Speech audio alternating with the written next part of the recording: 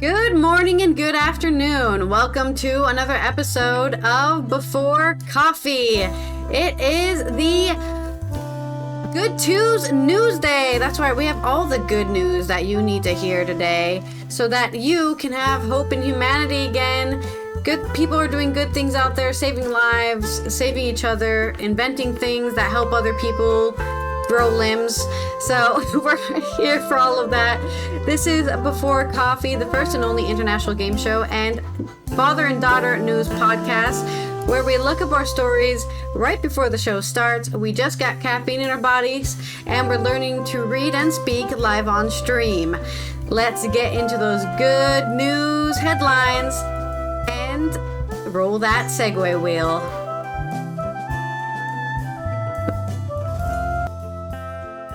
Today on Good Tues News Day. Surgeons pioneer new technique to treat boy with rare leg condition in UK first. Plus, firefighters rescued injured seabird desperately pecking at the hospital door.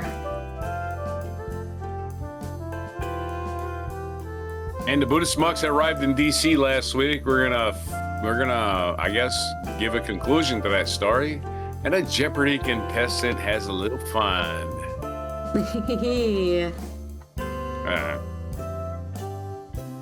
In more good news, new spray on powder instantly seals life-threatening wounds in battle or during disasters. Plus, community rallies to save poor town's last youth center and succeeds with a government grant.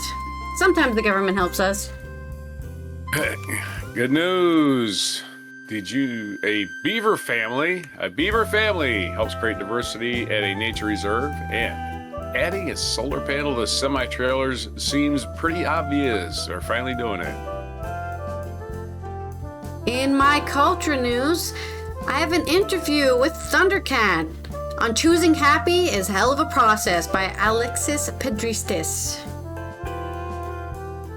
And it's Fat Tuesday. Yes, the day before Lent, so get your drink on and lie to a bunch of strangers. It's Good Tues News Day, February 17th, 2026 on Before Coffee.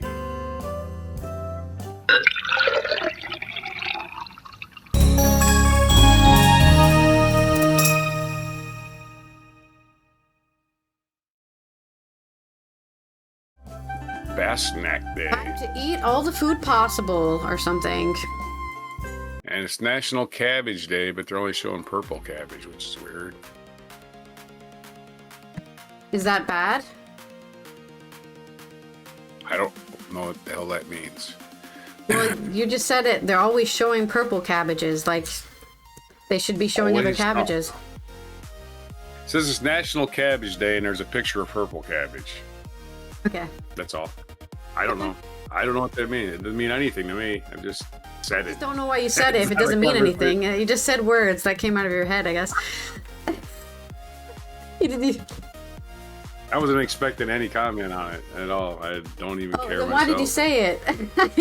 I don't care. Like I said, you wake me up at 6 o'clock in the morning, expect something miracle or something. I don't know. I'm not expecting anything. You're acting this normal amount that you normally act, so I don't know why you think you're acting any differently. I just asked you why you said that. Segue wheel. We're gonna do bad pun. This first story is coming from the UK. Storm Newton on The Independent. A 9-year-old boy has become the first person in the UK to have pioneering surgery to make him taller. Alfie Phillips has fibular hemimelia, which affects fewer than 1 in 40,000 births and causes his right leg to not develop properly, leaving it more than an inch shorter than his left. That's a bit different than wanting to be taller, because being taller is usually seen as a what's the word, an attribute you want to increase in yourself, like getting plastic surgery. Saying one of his legs is shorter than the other is a totally different thing, right? That's a totally different context of why they're doing the surgery. But experts implanted a lengthening nail on the surface of Alfie's right leg bone, or I should say thigh bone, his what is that called? A femur, I think, which was slowly pulled apart over time using magnets to help him gain 3 centimeters. Don't Prior get to them seeing wet. specialists sorry? I said don't get them wet. Magnets don't work Yeah. when they're wet. Yeah, maybe. Well, I think they're inside his body, so I'm not sure how that works. According to Stinky the Clown, they don't work when they're wet. I'm Oh, sorry. I don't know why we're bringing him up. Just Prior to teach seeing it. specialists at Alder Hayes Children's Hospital in Liverpool, his option for treatment was to have an external frame fixed to his bone with pins or wires, which carries the risk of pain, infection, and scarring. Alfie from Northampton told the Press Association that he was excited and scared to be the first to have the procedure, but almost a year on and he's now running around as normal, and he enjoys playing basketball. A British kid playing basketball, hell yeah. Alderhay has since performed the technique on 3 other children with fibular hemimelia. Look at, there's a picture of Alfie riding a bike. Lengthening nails have been fitted inside the bone on adults, but the procedure was not an option for younger children because of the risk of damaging the growth plates. Nick Peterson, a consultant orthopedic surgeon at Alderhay, told PA, "We know that being able to lengthen internally is less painful and a better experience overall. But this technique, it wasn't available for children." The new method, developed in the US but performed for the first time in the UK, involved placing a lengthening nail, known as a motorized telescopic nail, on the surface of the femur and the long bone in the thigh. Okay, so why do you use the word femur, but then you don't use the scientific name for the long bone in the thigh? That is femur. The bone is surgically cut. Sorry? Femur is the biggest bone in your thigh. Yeah. The femur is the main bone. There's They a place tibia. the rod in the femur. We know what I don't know. It's just like we know what the femur is. The bone is surgically cut with a rod placed down the middle to keep it straight. So there's 2 rods in Alfie's femur. To make the limb longer, a magnetic device was placed on Alfie's leg 3 times a day for a month. So just a huge magnet just pulling the rod down. This process helped the nail slowly pull the bone 2 bones ends apart by around 1 millimeter each day, while the body naturally filled the gap with new bone tissue, because that's kind of how it works. They simulated something that's naturally supposed to occur. It just didn't happen on one side of his leg. Before being referred to Alderhay in 24, Alfie's only option to make his leg longer was to have an external fixator fitted. Mr. Peterson said these can be difficult to live with problems such as infections at the pin sites and pain, and complications like knee stiffness and scarring. The operation to install the nail was performed on Alfie in March 25, and he spent less than a week in the hospital. There's a picture of him with his leg scar and his very small, what is he again, like 12-year-old legs. Tiny, and he has a rod in that thing. His mother, Laura Ducker, 34, said, "By the next morning, he was up walking around with his Zimmer frame to the toilet. We were told that with the external fixator, he would never have been comfortable enough to do. From day 7, he didn't need any pain relief. He just managed." Alfie was given around a week to recover before the lengthening began. He then returned to the hospital for weekly physiotherapy sessions and reviews by doctors and specialist nurses until the lengthening process had finished, which took around 6 weeks. Alfie continued to have a physio until the nail was removed from his leg, which was around 3 to 4 months after the operation. And then, 1 year later, basically, his legs are the same length. It's not, I would say it's not picture perfect looking.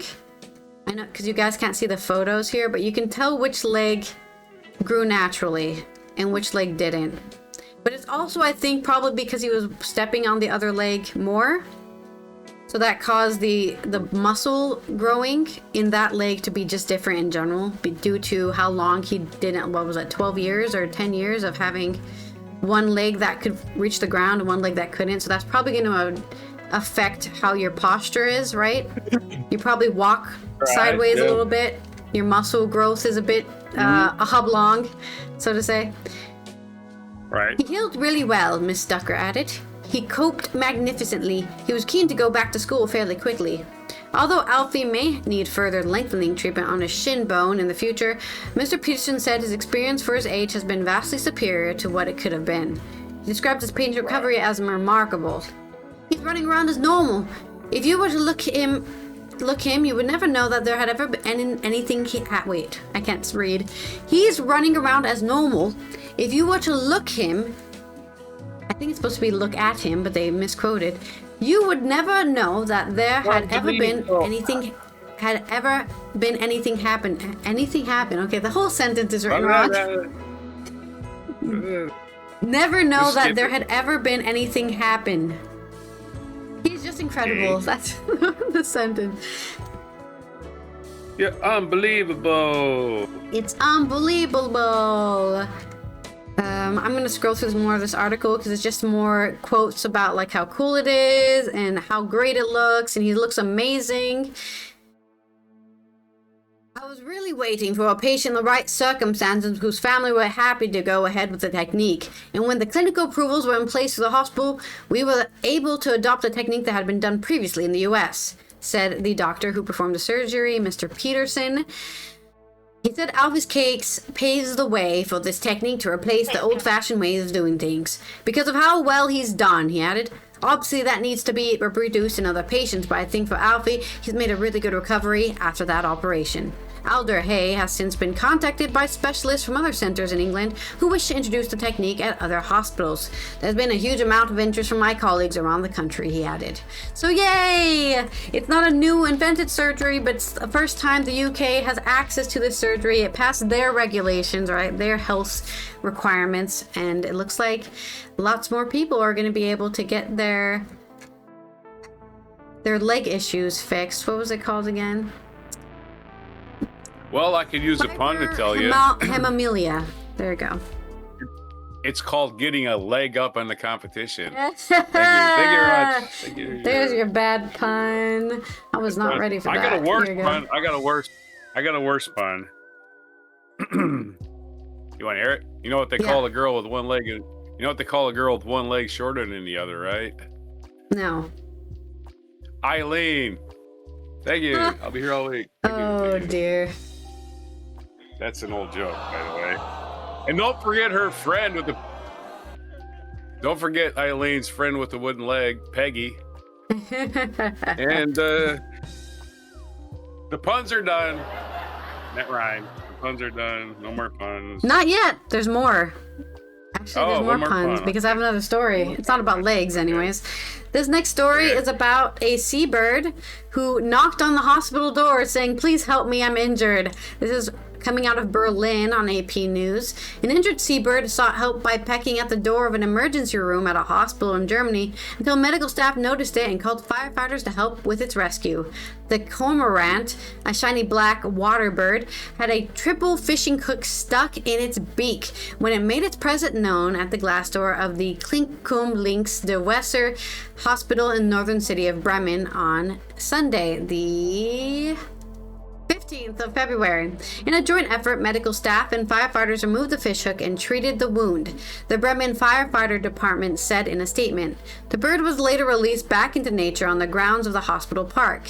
When an injured cormorant does approach human, it is usually an animal in extreme distress that has lost its natural shyness, the statement said. A cormorant is a large bird with a long neck, wedge-shaped head, and a distinctive sharp beak with a hook tip. A fish hook in the bird's beak would be extremely dangerous for the animal. Infections, pain, and even starvation are possible, the firefighter department said. So I hope you have... That was way shorter than I thought. Okay. I hope you have a pun from that already. Well, I do actually. I was just going to say, what that story's for the birds. But no, I got a better one. Why did the cormorant? The cormorant? He had a lot to say. He was ranting about these hooks stuck in his beak. Yeah. There you go. Yeah. That does not sound fun. So luckily the firefighters even the animals, sometimes even the animals can trust us to save them. Mm-hmm. Let's roll our segue wheel for your stories. Segue wheel. It's the segue wheel. Is that an Andy Corbly story? Seems kind of short. No, it was AP News actually. So. Oh wow. Okay, so we're gonna talk about the thing we've been talking about for a little while. We've done a couple stories, the Buddhist monks. arrived at their destination on last Tuesday. So it was the day we could have covered it, but it was going on already. It was actually snowing, like it was nasty weather too last Tuesday. It was still kind of crappy out. NBC News has a story. Buddhist monks 14-week walk for peace ends in Washington, D.C. Just says Associated Press. Nearly 3,500 people packed American University's Bender Arena for the monks' first public stop in Washington, but no raucous sports cheers greeted them. Spectators remained silent as they walked into the arena, a sign of respect for the monks in their quest for peace. The trek has had its perils. In November, outside Houston, the monks were walking the side of the highway when their escort vehicles hit by a truck. 2 monks were injured. Venerable Mahadam Pamahasan had his leg amputated. Pamahasa, abbot of temple in Snellville, Georgia, rejoined the monks near Washington and entered American University arena in a wheelchair. Well, he's learning to walk. There's speaking of people with one leg shorter than the other. He's got that to the extreme. Yeah. Foma San's return was moving for Jackson Vaughn, 33, who used the wheelchair since 24. He's been traveling beside the monks for weeks since they came through his hometown of Fredericksburg, Virginia. There are so many things happening in the world, said Vaughn, who's among the crowd at university entrance. To see people gathering peacefully and setting an example, I think, is a wonderful thing. He was grateful to fellow travelers to help them navigate icy roads. I've been on this journey of trying to find my independence, Vaughn said, but it really shows how well connected we are. The monks have been surprised to see their message transcend ideologies. Millions have followed them online. Crowds have greeted them in numerous venues, from a church in Opelika, Alabama, to City Hall in Richmond, Virginia. Kristen Williams, 42, brought her 2 children, ages 8 and 10, to view the procession outside the cathedral. I wanted them to not just witness history, but to witness the power of coming together. The movement they've been building for the past couple of months has been really powerful to watch and grow. Over 20,000 people turned in to watch the live feed Tuesday. When was Tuesday? The 10th of February. Last Tuesday, logging in from places ranging from Jamaica to Germany to Sri Lanka to Thailand. 20,000 doesn't seem like a lot. Even as the occasional critic surfaced on the comment section, well, that's what comment section's for, to filter out the dirt bags. Viewers seem to heed the monks' message as they wish that person to find peace. 19 monks began the 2,300-mile journey from the Hung Dao Vipassana Bhavana Center in Fort Worth, October 26th. They came from Theravada Buddhist monasteries around the globe and led by Panakara, who is the vice president of the Fort Worth Temple. Long Si-dong, a spokesman for the temple, said the walk is neither a political movement nor is a focus on advocacy or legislation. It is a spiritual offering, an invitation to live peace through everyday actions, mindful steps, and open hearts, he said. We believe in peace is cultivated within it. It naturally ripples outward into society. Peace walks are a cherished tradition in the Theravada Buddhism. Some of the monks have walked barefoot in socks during parts of the journey to feel the ground directly and to be present in the moment. Oh, nothing like being present in the moment by walking around with bleeding feet. The monks practice and teach Vipassana meditation, an ancient Indian technique taught by meditation. An ancient Indian technique taught by the Buddha that focuses on breath and mind-body connection. Panakara's peace talks, given its stops along the way, have urged the listeners to put down their phones and find peace within themselves. On last Tuesday, the monks completed 108 days of walking as a sacred number in Buddhism, representing spiritual completion, cosmic order, and wholeness of existence. On Wednesday, the monks planned to walk, well, I guess they did walk through Capitol Hill and hold a closing ceremony at Lincoln Memorial. There's a quick story on them. 808 days of walking. Didn't get a ride. Nobody would give them a ride. Mm-hmm. Unbelievable. Unbelievably rude. What kind of what kind of hero of the people, freedom of speech, hits a monk walking for peace? A drunk Texan. I hope that person has a lovely step and some dog poo for the rest of their life. Just, who smells? Who smells? It's that person who hit a monk while they're walking for a peace walk. Permanently, forever, smelling like dog poo. He hit one of the vehicles, I believe. I believe he hit one of the vehicles and in a vehicle. incident hit the monk. So Well, either that way. was your. Why is that happening anywhere near monks walking for peace? Do you have Was another that your story? spin? Yeah, you definitely broke the law. Was that your spin, your sarcasm, whatever it Yeah, I'm was? being pretty sarcastic there. Okay, You one have more another story. story? Okay. This is a quick one on Jeopardy, and this is kind of funny. I think it's funny when Jeopardy. Mm-hmm. How a contestant Allison Betts games Jeopardy and went viral. This is RollingStone.com, a 9-minute story on one episode of Jeopardy. I'm not going to read it for 9 minutes. Don't worry. It goes on way too long. Jeopardy's a lot of things. So did I get the person's name? I did not, or did I? Yeah, Claire McNear is her name. Jeopardy is a lot of things, but usually not a prognosticator of the near-term future. And yet, on Wednesday, it was precisely that. This was last Wednesday.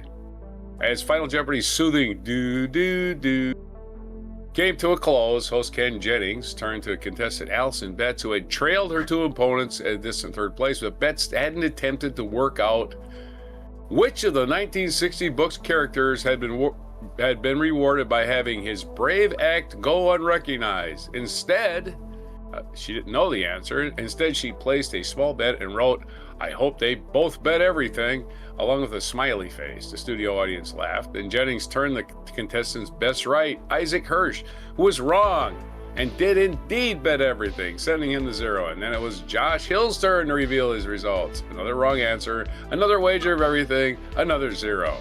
The most un-Jeopardy of sounds rang across the Alex Trebek stage. Gasp, cry, somewhere in the country, Shirley Dentures stumbled. Betts collapsed on her lectern, the comfort behind winner with a ticket punch for the Jeopardy Invitational Tournament semifinals. Yeah, this is a winners tournament. These are people that are really like super Jeopardy tournament winners, and they're having a super tournament. They have these super tournaments once a year, and they go, let's get all the smart people together. We're just tired of stupid people getting shit wrong. And they get them all together. Betts didn't mean to go viral, she swears. I just thought it'd be fun, she said, but there was little more to it than that. Jeopardy is deep in its annual postseason, meaning that familiar faces and storied champs abound. On Wednesday, Betts, who won 5 games back in 2024, found herself playing against 2 formidable opponents. Hill was a 7-day champ in 19 and is a stalwart of the competitive trivia community, and Hirsch was last seen in 2025's Masters Tournament, the de facto Super Bowl of the Jeopardy-verse. For a while, things were coming up Betts. She nabbed the game's first daily double and crashed in the early lead. Cruised from early, then disaster. She found the first double Jeopardy and daily doubles, betting big, missed it, jettisoning her all the way back to third place. As Hill and Hirsch traded correct responses and kept chasing one another's scores, Betts found her prospects of victory rapidly dimming. At best, she thought she might squeak into a position where her score was more than half of her opponent's, retaining a distant hope of victory in Final Jeopardy. And that's exactly what happened. Lucky. Yeah. I just fell back and hope it was Isaac who got the last one and not Josh. Luckily it was. Hill and Hirsch entered the final with 7,600 apiece, so a tie. And she was trailing at 3,200. If you got two people that are close, they can't safely bet, right? If you're more than half of your stuff is ahead. If you got $10,000 and none of your opponents have 5,000, you can't possibly lose unless you bet more than half of what you got. Yeah. They can't possibly catch you. No matter how much they bet, they can't possibly catch you. If you don't bet more than, right, they can catch up with. But they didn't have that option. They were tied. So you can come from behind in third. Much has been made over Betts' opponent's apparent whiff, but they did nothing wrong, said Betts. Of course they didn't do anything wrong. They just got it wrong, and they bet everything because they were tied. But while Jeopardy contestants prepare for the time in a trivia thunderdome in a variety of ways, drilling themselves with wagering strategies, it is all but a certainty. Game theory is the law of the land, particularly in these tie scenarios. So that just goes without saying. I think that's enough for that article. We beat it to the ground. Commenting on it like a sporting event. Like, oh, it's just a matter of what you know. Jeopardy is not necessarily like super smart or super intelligent. It's like you got a mind for remembering a whole bunch of trivial crap. Yeah, that's definitely the power of Jeopardy. Yeah, it's a panoply of people that have the low attention span, ADHD, You know a lot about certain things, but you're never going to sit down and concentrate on one field of study. Yeah, you're not going to pass a test. But you will win a Jeopardy. Oh, you'll pass tests. You'll pass tests. You're smart as hell, okay. smart as whip. But you're not going to be a career person. And I know a lot about brain surgery. I just ain't going to be a brain surgeon. I know a lot about this. I just ain't going to be that. That's what that is. That's what it is to be a Jeopardy contestant. You know a lot about a lot of stuff, but you're not ever going to be any of those fields. You're going to be that person who's the expert on knowing answers. That's a Jeopardy contestant. Master of no trags, not master of nothing, but very smart in a lot of things. Jack of all trades, master of nothing. That's the saying. All right, let's have Yeah, some but that's not the whole sarcasm. saying. The whole saying is actually jack of all trades, master of none is better than master of one. Oh, is that Because what it is? you're All right. useful for society in multiple purviews instead of one purview. It's like, wish somebody All could right, cook. yeah, Sorry, I'm only a brain surgeon. Okay, well, that's not useful. We don't need brain surgery right now, do we? We need somebody who can cook food. Anyways. Right. We've done that a lot, sadly, in general. We've shortened sayings and altered their original meaning. Why is it sadly? I don't think it's sad. I think it's sad because the original message is more to what I believe than what this, like, individualistic, Was that the capitalistic sarcasm? perspective is. Of, All right. mastering one thing.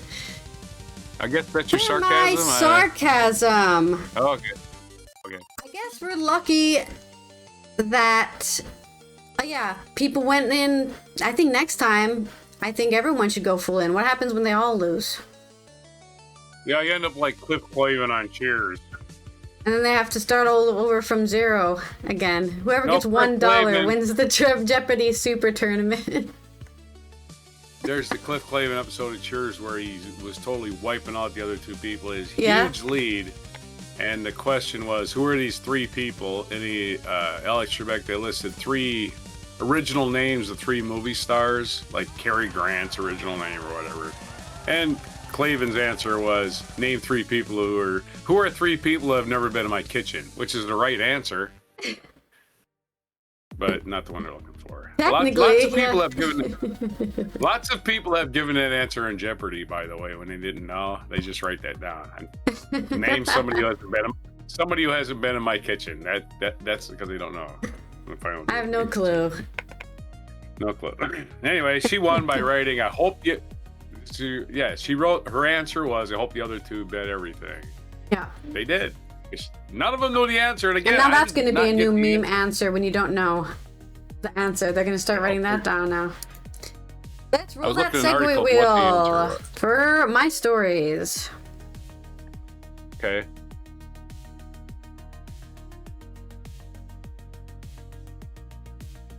It is. Spin. Did it say anything? It didn't say anything. Let's try again. What are you talking about? Oh, here we go. Mixed metaphor. It was just slow. It's mixed metaphor. Okay. Mortified. I rolled in and it just okay, we got it. Mixed metaphor. My next stories are about, from Good News Network by Andy Corbally, a new spray-on powder instantly seals life-threatening wounds that could save thousands of lives, says scientist. The new substance can help prevent excessive bleeding, which is the leading cause of death due to injuries in war, according to a study. The fast-acting powder that stops bleeding in just 1 second was developed by a South Korean scientist who says it can be applied in emergency hospital procedures. Then there's a picture of the scientist, I guess, getting an award for inventing such a useful things.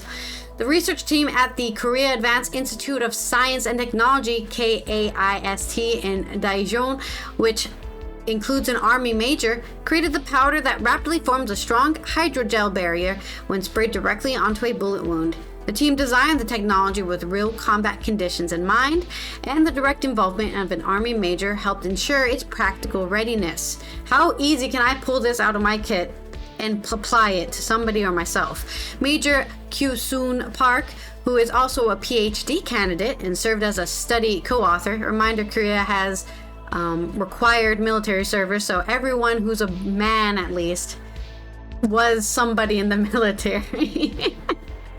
So he said the substance not only allows instant hardening under extreme conditions like combat or disaster, but also delivers high usability and storage stability.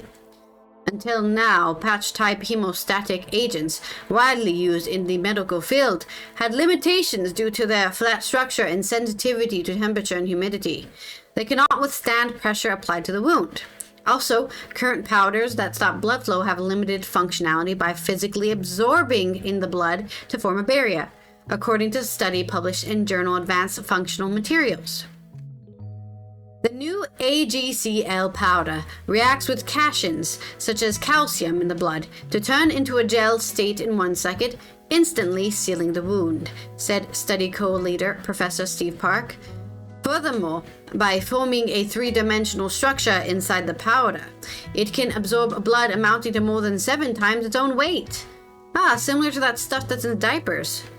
It shows superior sealing performance compared to commercial hemostatic agents with a high adhesive strength and a level of pressure that can withstand being pressed strongly by hand. As in, when you push it by hand, you don't crack it open and then splits and then all your blood starts pouring out again. AGCL powder is comprised entirely of naturally derived materials with an antibacterial effect of 99.9%. There's a structure that combines biocompatible natural materials, so things that don't react to your internal organs, such as alginate and gelin gum, that react with calcium for fast gelination and physical sealing, and chitosan, which bonds with blood components to enhance chemical and biologic hemostasis. In animal experience, excellent tissue regenerates affections such as rapid wound recovery and promotion of blood vessel and collagen regeneration were confirmed, explained Professor Park.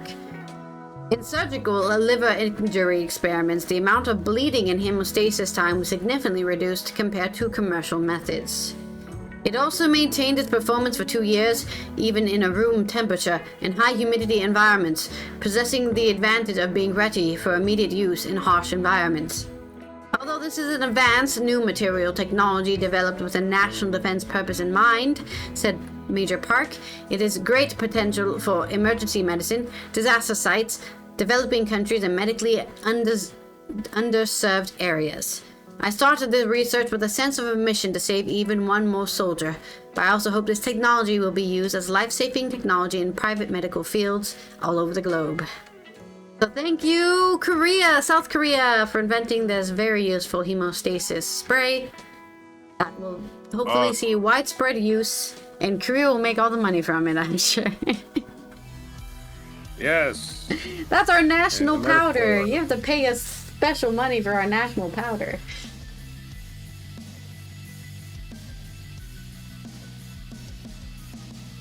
Ready to go? I thought so. Yeah, metaphor. Yes, they've been under the gun to find a magic bullet solution for this problem. There's your Rick metaphor. It's also a pun as well. It's 2 puns. Right here. 2 puns and a mixed metaphor. All in one.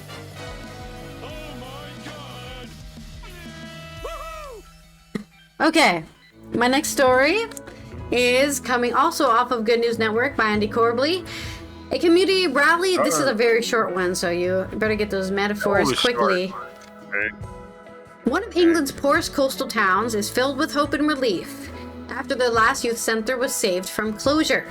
The non-profit Pie Factory Music has been based in Ramsgate on the coast of Kent for 13 years. It offers counseling, employment advice, life skills, creative projects, or just a safe, supportive space to make friends for 8 to 25-year-olds. Sounds like a great spot. Then the charity which runs the center had to try and respond to the town council's preparation to auction the land on which the building was located. Damn council members. Nothing's worse than a lower level politician, right? They're like, I have this much power and I'm going to use it to destroy the community center because I feel powerful doing this, assholes. The centers organized a campaign to stop the auction, working with other local community groups to raise awareness about how much good it does for Ramsgate. The organizers also sought assistance in the form of a grant from the Pride in Place strategy, a fund organized by the current Labour government to invest in deprived communities across the country. With more than $500,000, probably something pounds, Pi has been able to feed the freehold title to the land, giving them the literal foundation to continue their life-changing work. The board is making a clear statement. We are committed to providing safe, positive spaces for the next generation to thrive, said Brian Horton, interim chair of the Ramsgate Neighborhood Board, who signed off on the loan. Good job, Brian. Knowing our future and the building is secured fills us with hope and relief, said Pi's chief executive, Zoe Krasik. We are deeply grateful to the Pride in Place program and everyone who has helped us. Pie Factory organizes all kinds of activities, from letting refugee families organize cooking classes to soccer yard kickabouts, but the one constant that never changes is the music. There's always music playing at Pie, and every kid gets a turn at putting out on what he or she likes. So, yay! Not getting rid of our community centers. Why are we doing this? I don't know, but fuck those counselors. Get destroyed by community and showing that the community is stronger than your shitty land grab, trying to make money, or whatever you were planning on doing. I hope you have a mixed metaphor, because that's the end of the story. Oh, you said power, and you said Yep. people with power. And you know the old maxim: power is the ultimate aphrodisiac that poisons the well. Indeed. There's your next Indeed. Hey.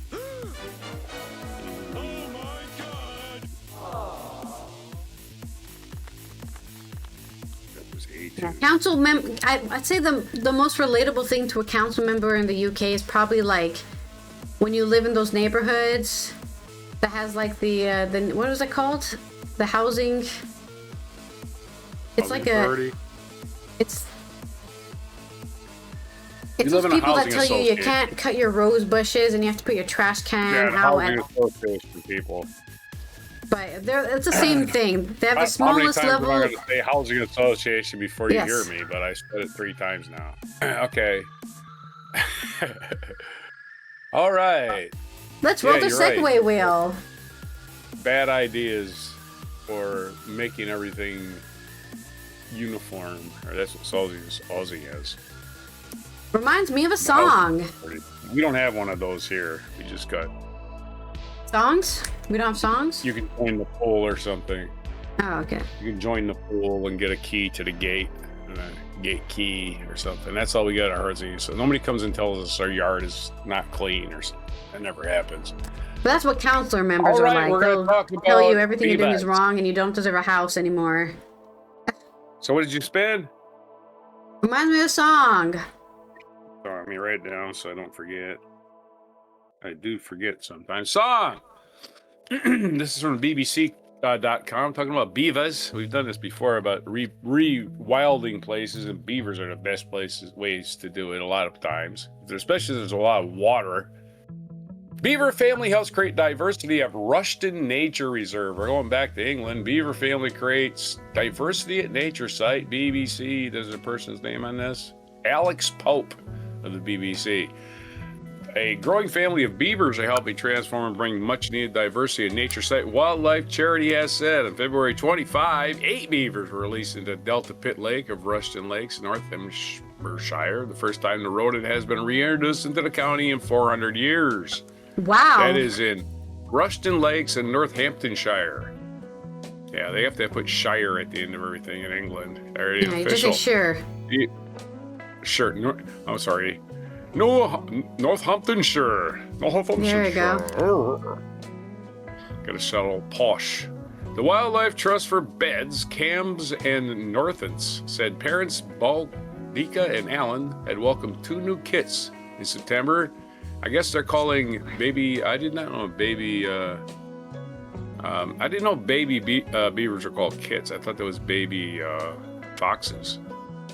Anyway, they welcomed new 2 kits in September. It had 3 large trees and felled 3 large trees, coppiced 30 more. I can't read now. And built 3 lodges. Project officer Ben Casey said the beavers have made a big difference in changing the structure of the site to improve the habitat for a range of species. The trusted the family of 10 were now managing the wet woodland around the water, opening up the space and creating the ideal conditions for birds, bats, and insects to thrive. Casey said after 18 months of challenges and setbacks and leading up to a release day on 13 February 25, which is a year ago, the past year has been a genuine privilege to watch as the family expand, grow, and been able to change the structure of the Delta Pit. Before the beavers were located from Scotland to the Neen wetlands, the wooded area around the lake was dense, difficult to access, and not providing the best habitat for a range of species. 1 year on, we can confidently say they were making a big difference. The beavers live in a 17-hectare fenced enclosure, and the trust said that in areas where the reserve staff have been able to access the animals have been removing trees, coppicing others. I guess coppicing means, I don't know what that means. Creating panels and bringing much needed diversity to the site. Coppicing, new word. No, not a word, no word. This word is like, I never used that word before. In other areas where there's improving light penetration, nesting habitat, and insect spawning grounds. Allen was named after Alan Carr, who grew up in the county, and Boudica after the warrior, as it believed that she lost her leg in a fight. So we're naming the beavers after historic humans. The offspring have been named Willow Pine, Juniper. These are names. They're named after trees. Willow Pine, Juniper, Hazel, Rowan, Holly, Ash, and Maple. Anyway, there's your quick little beaver story as we got beaver family rewilding every place, and then we're going to talk about solar panels. Let's have a song! Oh, a song. I was like, is there any songs about beavers? No, not really. Sure there is. Just leave it to beaver theme song. I don't think I know that one. Doesn't matter. It says you can't get it wrong. It reminds you of a song. It doesn't remind me of any songs. That's what my problem is. Just say the Hokey Pokey. It reminds me of Hokey Pokey. Literally 0 songs came in my head from that story. So I don't... You can't cop out. You got to come up with a song. No, literally, I can't think of a single song right now. I also didn't get a lot of sleep, to be fair, so my brain has not been working all day. Here we go. There's a song by 21 Pilots called Trees. It's not about beavers. It's not even really about trees, but that's a song it reminds me of. Trees by 21 Pilots. How did that not remind you of the Rush song called Trees? I have no idea. I don't know that song. I don't think I've ever heard that song. You've never heard the Rush song of the trees? Oh my God, yes you have. We talked about it. It's a song about the trees. I wasn't alive when it came out, so you can't expect to have been there. Doesn't matter. We talked about it in your life. It's a song about the maples complaining about not getting enough light, and the oaks. I thought you told me I couldn't get it wrong, and now you're making it sound like I guessed the wrong song here. While I talk, that's cool. I'm only talking. Just keep talking over me. All right, next story. We're just guessing songs here. Well, I know you know the song. I don't know the song. And I didn't get reminded of it, so it's really just not the point. The point is what song I got reminded of, not the song you got reminded of. He just refused to cooperate. All right, next story. Electrek.co. Joe Boris has a story. Hopefully you can think of a song. I got 5 or 6 minutes in this one, it says. Adding a solar panels to semi-trailers is an idea so obvious it hurts. That's according to the person who wrote the article, Joe Boris. Refrigerated trailers are critical for hauling your fresh food and flowers from the farm to your local market. The problem is that they pollute like crazy, powered the red-dyed diesel gensets that run around the clock, and even when the truck pulling them is fully electric. To help solve this problem, one company came with the idea so obvious, you'll hate yourself for not coming with it on your own. How do you know dear. I didn't come up with it? I might have come up with it, just nobody's listening. Refrigerated trailers, or reefers, are critical for hauling fresh fruit and flowers to the farm, your local market. The problem is that they pollute like crazy, powered by red-dyed diesel gensets that run around the clock. Even if this truck is pulling them is fully electric, that constant diesel burn spews CO2 and NOx, nitrous, NOx. I don't know what NO exponent X. That must be nitrous oxide. into industrial and residential areas alike and contributes significantly to fleet's carbon emissions and noise pollution at a time when a number of municipalities are moving to regulate both, regardless of what the annoying orange in chief wants. I like that. As it is, as they say, a real problem, but Sunswap Endurance thinks they've cracked it with a solar-powered reefer that Protran claims will keep food cold in transit without burning a drop of diesel fuel. The idea is insultingly simple. Sunswap adds PV panels to the top of the semi-trailer, which continuously charge onboard batteries that power a highly efficient electric reefer unit developed by Protran Solutions. When the truck is stopped loading or parked for the night, the batteries can also be topped up from grid power. Right, you can also charge the batteries while you're just plugged in at a electrical charging station. The thing isn't just a concept either. To prove that it will work as promised, Protran and Sunswap Endurance put their trailer to the ultimate test. A grueling 1,600 kilometer long, or 1,000 miles, Australian adventure hauling foods from Brisbane to Sydney and back in extreme heat, making all the stops, completed the tour in the same 3 days that the diesel boys get. The result was zero diesel burn, zero emissions, zero noise, just pure clean Aussie sunshine, keeping milk, meat, and vegetables fresh all the way to the store.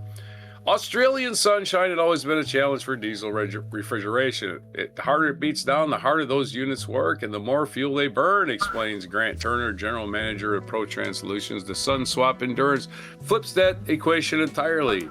More sun means more power, exactly when you need it most. The Sunswap system dramatically simplifies the electric reefer equation compared to some of the electric units currently being sold. Those depend on the e-axles, regenerative braking, and EPTOs to keep units running. All that tech adds weight, which means less cargo haul, which means less money, and that math doesn't math. But solar, the cost of PV and the batteries has come down dramatically in recent years. And that means this math's just fine. Let's keep saying that. Australia's sunshine is perfect for this technology. Michael Lowe, CEO of Sunswap, said is the same world-class unit delivering groceries across the UK, Europe, and South America. Now Australia operators have the opportunity to partner with Protran Solutions to see the benefits of Sunswap Endurance and provide their fleets with, which will include zero emissions from day one. We're proud that Protran Solutions is partnering with Sunswap to distribute Endurance model to the Australian market. Sunswap will be showing off their new solar reefer unit at HBIA's upcoming truck show at X in Hunter Valley this May. I don't know where Hunter Valley is. Hunter Valley, I imagine, might be in Australia, but there's your story. All right, I've got a song for this one. Thank you. I'm cooling cabbage on sunshine. Whoa! And smells really good. Hey? All right now? All right, you're Cooling cabbage. Cooling I don't even know if you need a cool cabbage. I feel like you need to cool everything, but cooling and it's cabbage day. We're using sunshine to cool it. You know, there's a combo song. Yeah, cabbage should be kept in a crisper at 39 degrees. Thank you.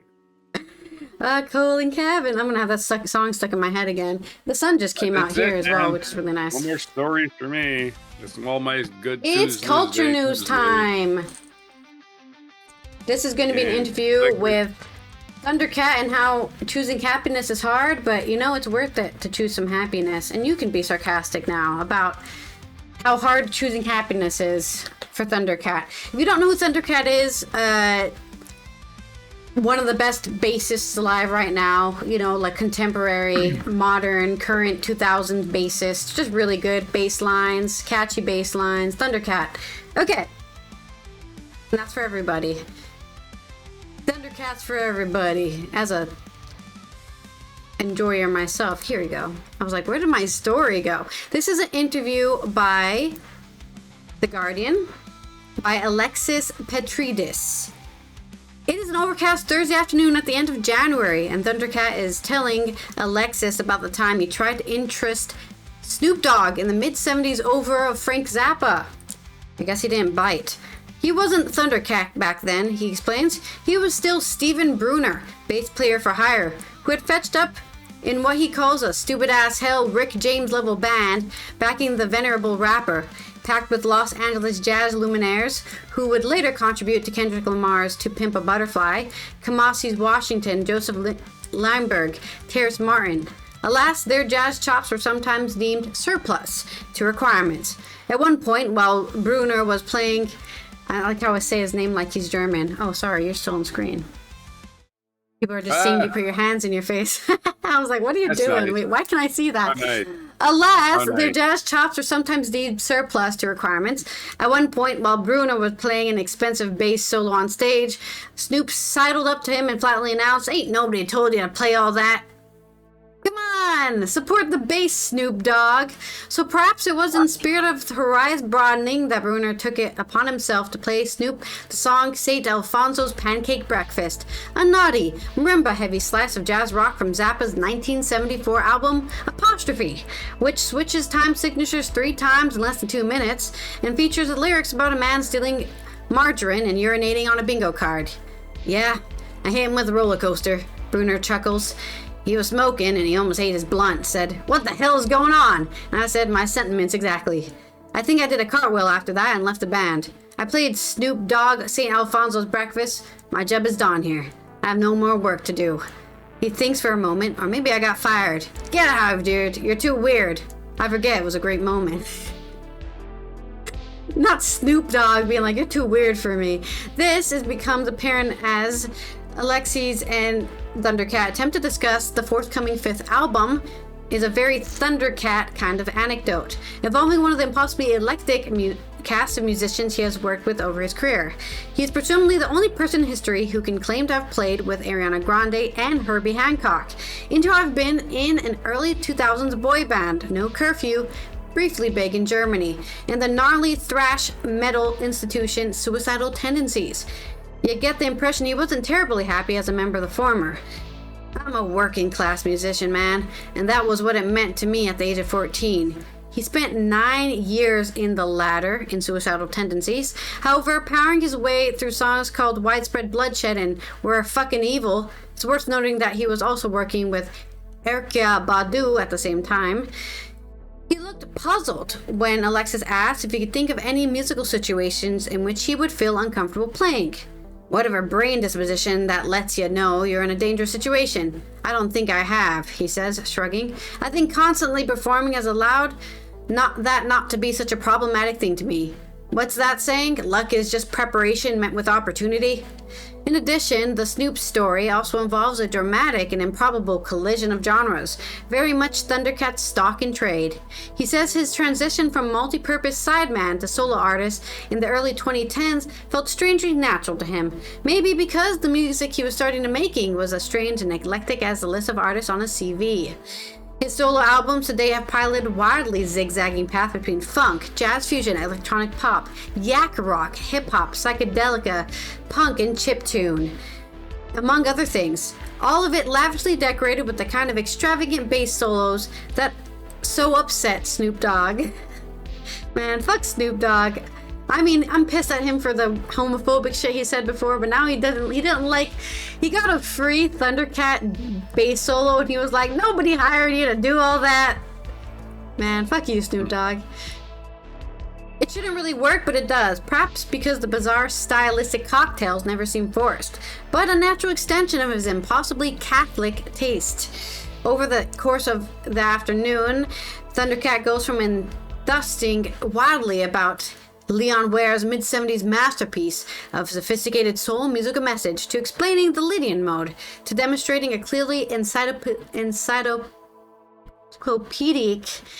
knowledge of the work of Chick Corea, to earnestly discussing the really innovative oeuvre of Limp Bizkit.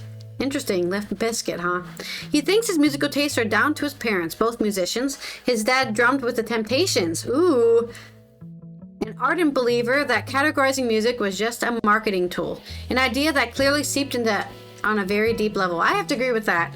I do think categorizing music is just a way to be like, we need to focus on this demographic. How do we make them into a demographic? Say they're all metalheads, then we can sell metal to them.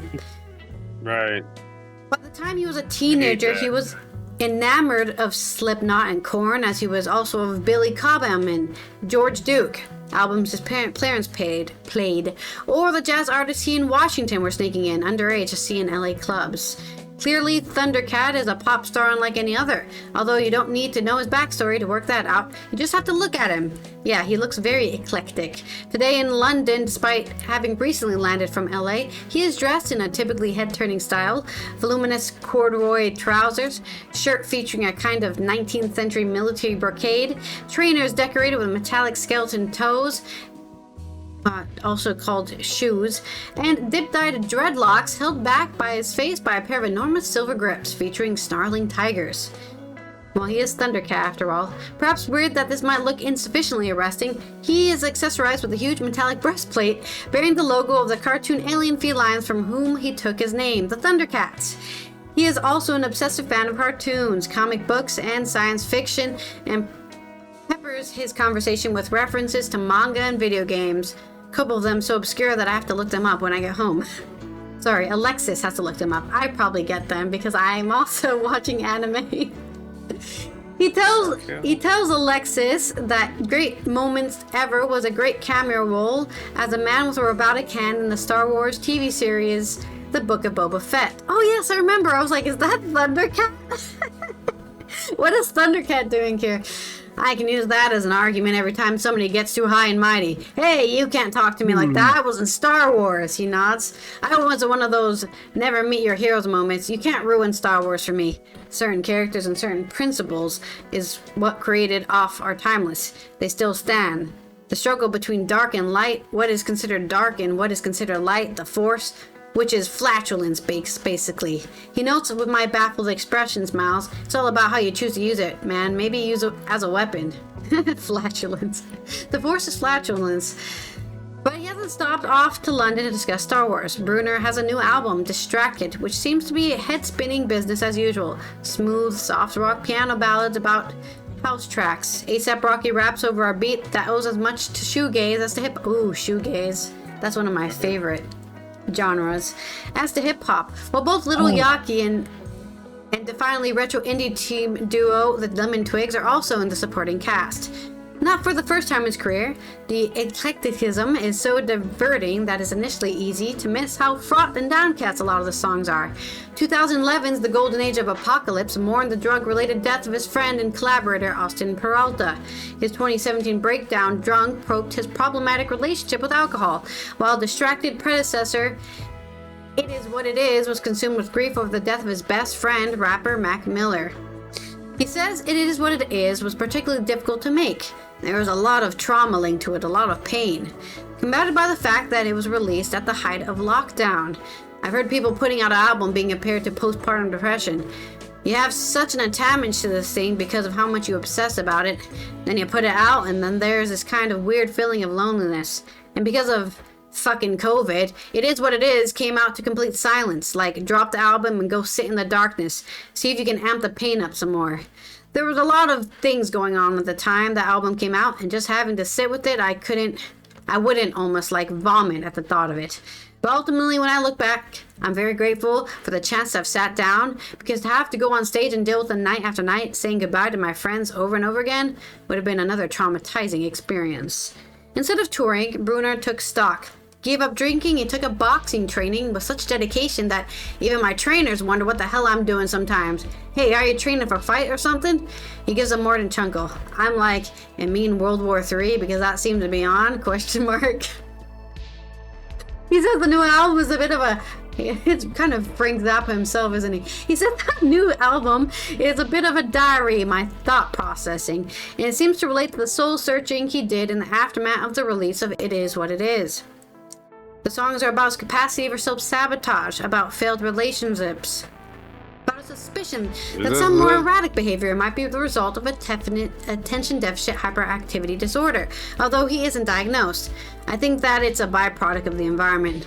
As most sicknesses are, he says. We got cell phones, we got microtransactions, you use your brain in 30-second bursts. You're going to adjust to that even if you don't want to. And even if you want something, you could get diagnosed. It's like I'm 40 years old. I didn't die so far, and I know no one creative person whose brain is that kind of nature. comes with the territory. So I guess it's somewhere along the lines of superpower. The album also returns to the late Miller, who appears on She Knows Too Much, a track the pair recorded in Malibu some years before Miller's death. No, Bruner says, it wasn't weird returning to the recording and hearing his late friend's voice booming around the studio again.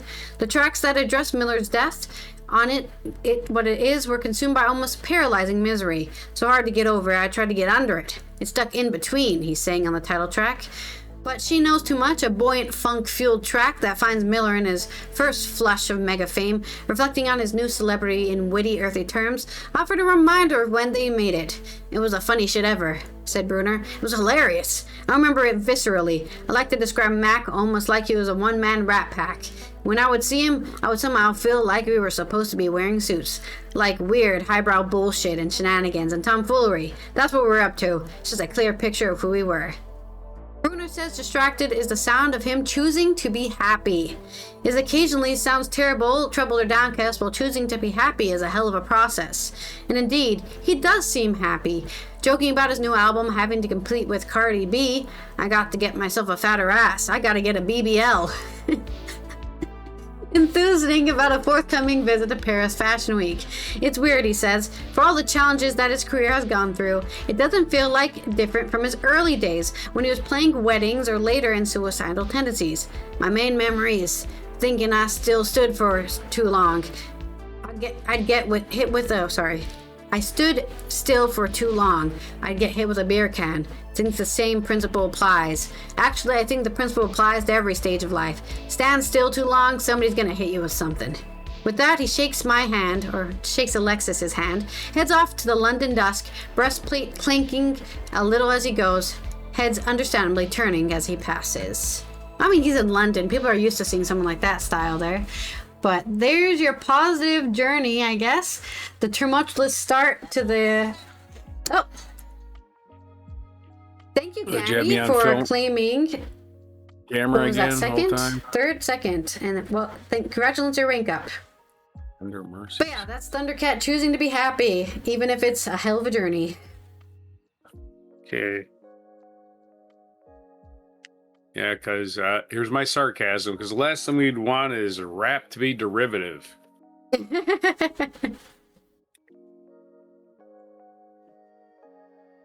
Next spin, that's all I got. Let's roll the wheel. On this day in history. Blissfully over with. I'm gonna come up with some bad February puns. 17th, 1801. What'd you get? Bad pun. Good. They won't take too long. Pun. This day in 1801. Following, this is the day where, I guess Alexander Hamilton's fate was sealed, because on this day, following the tie in Electoral College, the U.S. House of Representatives elected Thomas Jefferson president. Of course, in those days, the guy who finished second got to be vice president. Mm-hmm. So, which didn't work out very well. So Aaron Burr, who was in the same party with Alexander Hamilton, right? They warned us about parties, by the way, founding fathers. And Aaron Burr said, I know that my buddy Alexander Hamilton's going to vote for me. Nope. Alexander Hamilton gave all of his votes all the votes he controlled to Thomas Jefferson and made him president. And Aaron Burr later shot Alexander Hamilton. So that was a fateful decision. 1843, the British annexed most of what is now Sindh province in Pakistan after winning the Battle of Mayani. Not Miami, Mayani. 1864, during the American Civil War, the Confederate Hunley became the first submarine to sink an enemy ship when it successfully attacked the USS Housatonic in the waters off Charleston, South Carolina. In 1997, the National Congress of Parents and Teachers, better known as the PTA, was founded in Washington, D.C., the National Congress of Mothers. Those mothers really know what they're doing, right? Oh, mothers or something else. They're a bunch of mothers. In 1904, Giacomo Puccini's Madame Butterfly premiered at La Scala in Milan, where they're having the Olympics this fortnight, or however long it takes.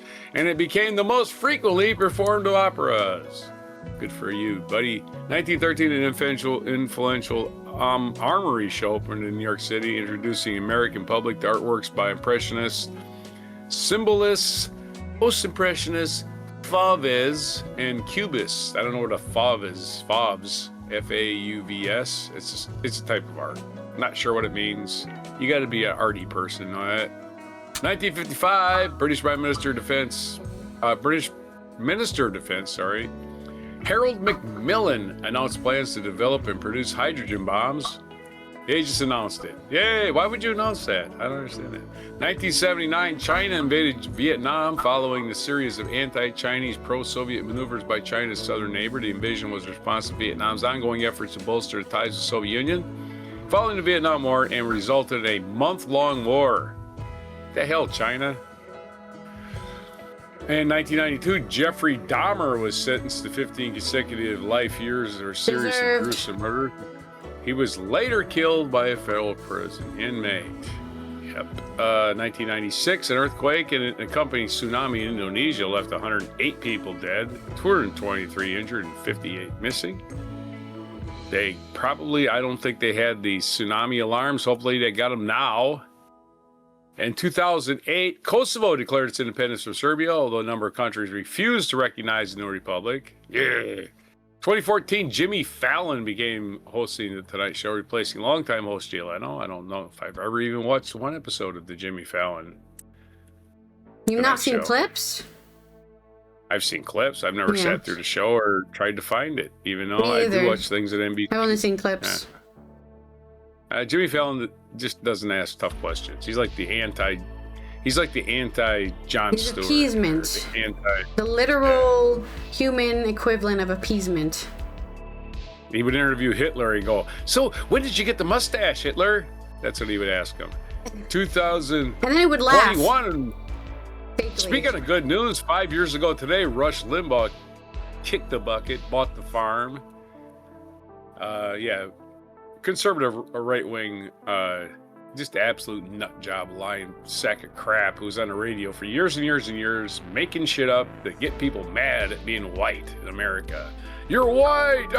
You need to be angry! That's the guy responsible for a majority of it. Just a pile of human garbage. Weighed about 400 pounds, hooked on pills, I can't say anything good about Rush Limbaugh. Just a pile of... Here's an example. He's been dead 5 years. The date is already wearing off on his gravestone from people pissing on his grave. The erosion of people pissing on his grave is already starting to get away. That's how popular he was. Just a horrible human being. He taught you to hate your neighbor because he's different. That guy. February 17th, 1996, on this day, besides the idiocy known as, what was it in 96? Oh, the earthquake in 96, the very same day in 96, world champion Gary Kasparov beat IBM's Deep Blue computer. Screw you, AI! In a chess match. The two were competing in a 6-round tournament to determine whether a machine could defeat a human in chess. The answer was yes. Kasparov had lost the first game in the tournament, a moment he described as shattering, but he battled back for the overall win, scoring 3 victories and 2 draws. I could figure out its priorities in just my play, he later explained. It couldn't do the same to me. Right. AI is not learn immediate lessons. At least now it doesn't. You tell it something, a half hour later, it already forgot that you told it that. Because, well, that's not on my database. You can't be correct in my database. Our feature box, Michael Jordan. Michael Jordan turned 63 today. He was born in February 17th, 1963 in New York City. I did not know he was born in New York City. He was a North Carolina boy.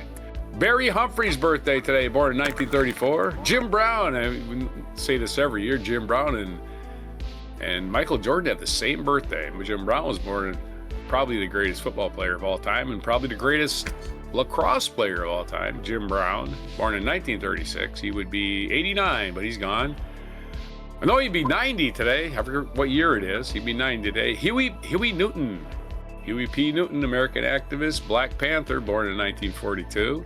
Michael Jordan's birthday and Ed Sheeran's birthday today. He was born in 1991. The red-haired pruner, or whatever you want to call them. Days today, it's National Cabbage Day. It's Fat Tuesday, the day before Ash Wednesday in Lent. It's Fastnacht Day, which is also the day before Ash Wednesday. It probably just a German word for it, because that looks like a German word. Fastnacht. And it's National Cauliflower Day. So if you're eating all parts of the cabbage plant day. You're eating the cauliflower, you're eating the broccoli, you're eating the cabbage, you're eating the Brussels sprouts. They're all just part of the cabbage family. So it's Cabbage Day, I think. I don't know what a pasky is, but it looks like Polish, a pastry. not German, but good try. It's a donut. It's a jam-filled donut. Okay. It's a Boston cream. So that's Polish. That's Polish. And fast not to Polish simplify, too, right? not to disrespect it, but to simplify it, because it's a custard cream. I don't know. Yeah.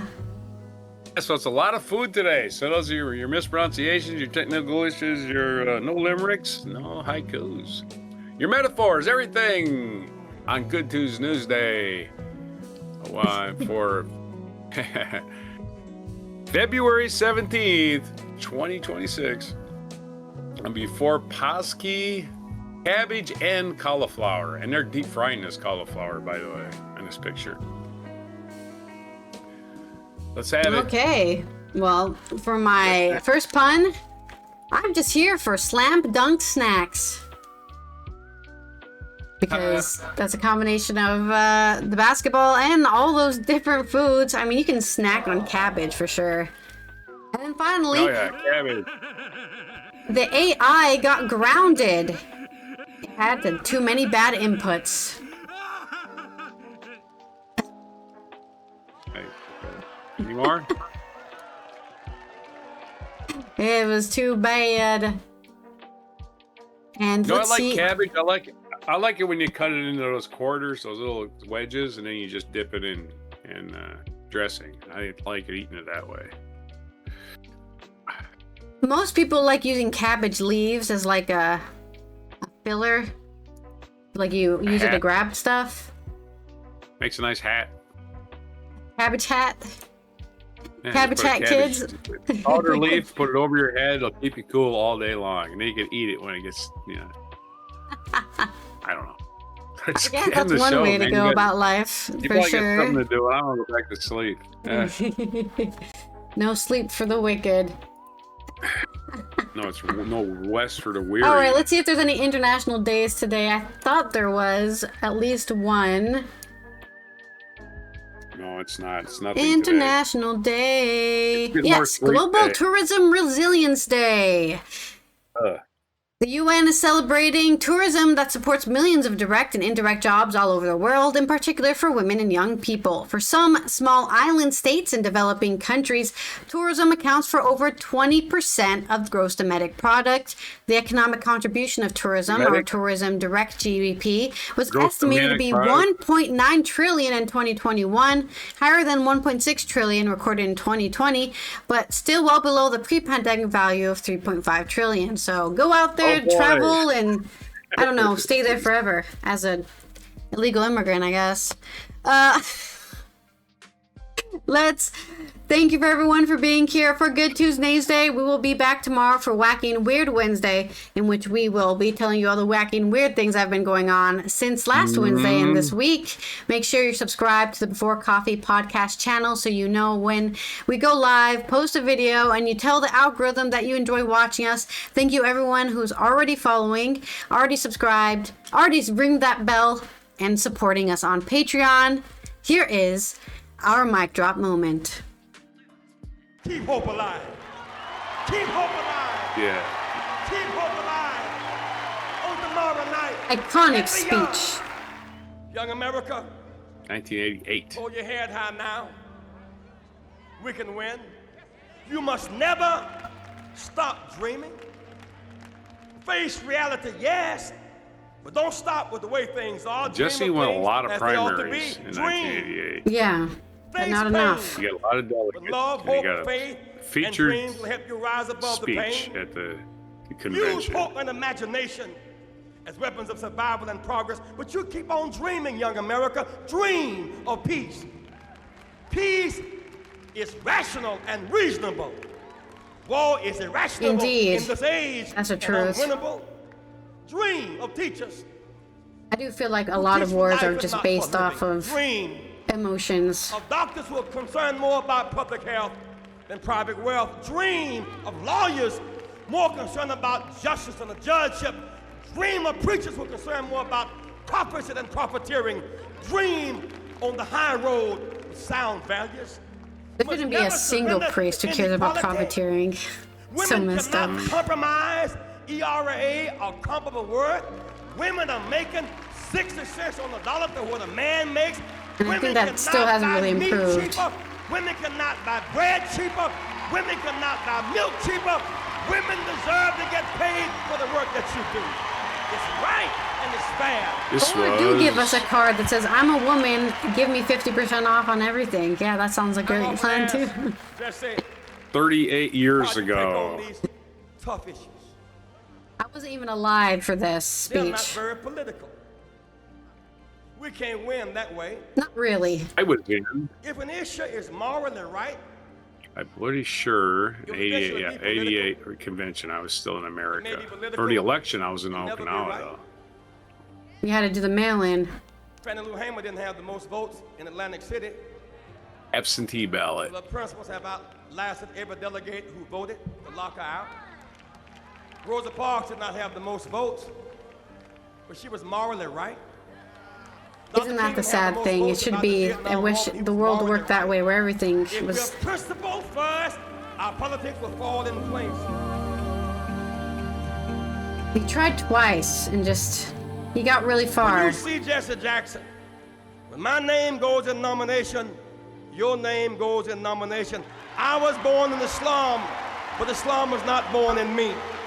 And it wasn't born in you, and you can make it. Wherever you are tonight, you can make it. Hold Yeah, I your was head definitely high. not alive for this at all. Stick your chest out. Not even a Yep. little You bit. can make it. It gets Right. dark sometimes, but the morning comes. Don't you surrender. Suffering breeds character. Character breeds I feel like faith. nobody does In this the end, anymore. Faith will not disappoint. You must not surrender. You may or may not get there, but just know that you are qualified and you hold on and hold out. Yeah. We must never surrender. Jesse Jackson America will was get standing better right next to Martin and Luther better. King when he was shot. Keep hope alive. Keep hope alive. Good Tuesday. On tomorrow night. Those people you see pointing when Martin Luther Keep King hope was alive. laying I there, love you very much. one of them was Yeah. Jesse Jackson.